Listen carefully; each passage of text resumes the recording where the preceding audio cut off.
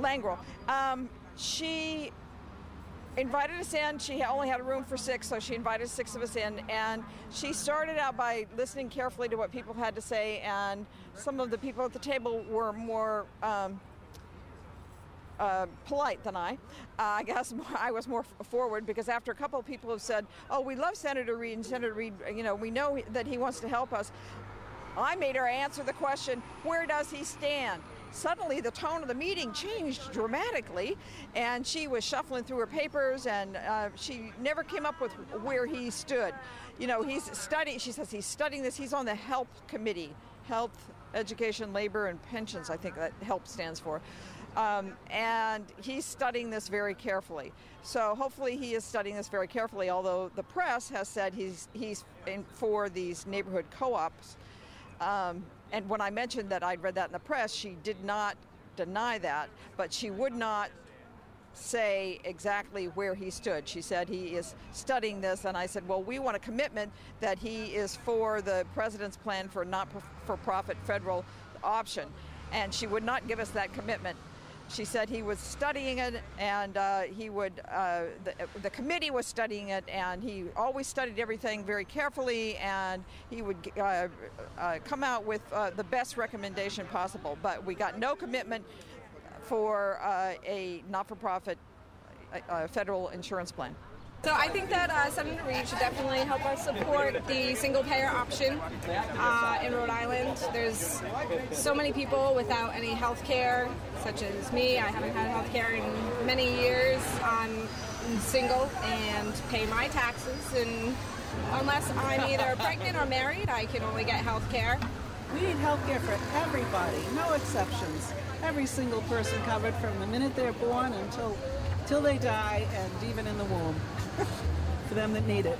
I think we shouldn't get confused by all these other options that are coming up left and right. It's just a way for the insurance companies to try to sneak their way in and confuse the issue, and everybody needs it. It's just such a simple thing like sunlight. You just need it. I would hope that Senator Reid would stop trying to stymie the public option by selling us out and doing something that's less than beneficial to Rhode Islanders and to the U.S. One of the things that people who are 50 and over, 55 and over, 60 worry about is, what happens if I lose my job? Will I have health care?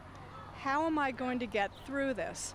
The other thing that you worry about is if you have a disabled child and you have to worry about health care, that keeps you up at night. And that's keeping people up at night. So I urge you to consider reasonable options so that these people are not worrying like they do. One thing that's left out of the debate, particularly in the corporate media, is the entire question of the for-profit healthcare system as a whole versus a socialized system, as they have in some countries. Single payer basically gives Americans a large bargaining clout. However, it leaves intact a lot of the for-profit nature of the healthcare industry. As long as there's a profit incentive, it's going to lead to things like corruption, taking of profits over people's needs. And a lot of the criticisms that come out of the Canadian system have more to do with the fact that there's still the ability for corruption because there's still medical institutions that are based on for-profit and not on people's needs, and that they lobby, just like the lobbyists in this country try to lobby to cut back on the socialized nature of the single payer and so forth. So we say we should go a step further and have the American people own and control the entire system that will be based on their needs. No system is going to be perfect, but I will say one thing, that profit in healthcare is an oxymoron.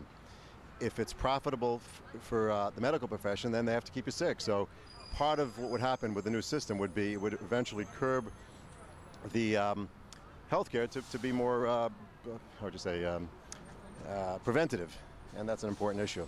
Also, most things are so blatant that if a congressperson or somebody's getting contributions from an organization that he's defending, I mean, we have to get smart soon, and maybe all 500 of Congress should resign. Not all 535, just 500. Leave 35 in so we could ask them questions, because it's getting out of hand, it really is. I've talked to all kinds of people about this need that we have for health care reform, In talking to a small businessman in Barrington, a lovely guy, he said, everybody I know is in favor of this. Indeed, if it isn't passed, the discontent with the present senators will be great, and there'll be a lot of new senators. And I think that's an important thing for these people to realize, that the American public is really crying for this. This is not 97. This is not 92. This is 2009.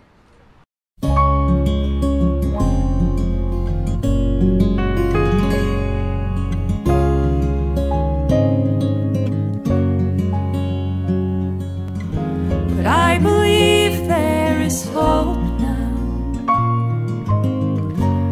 Hope to change and carry on.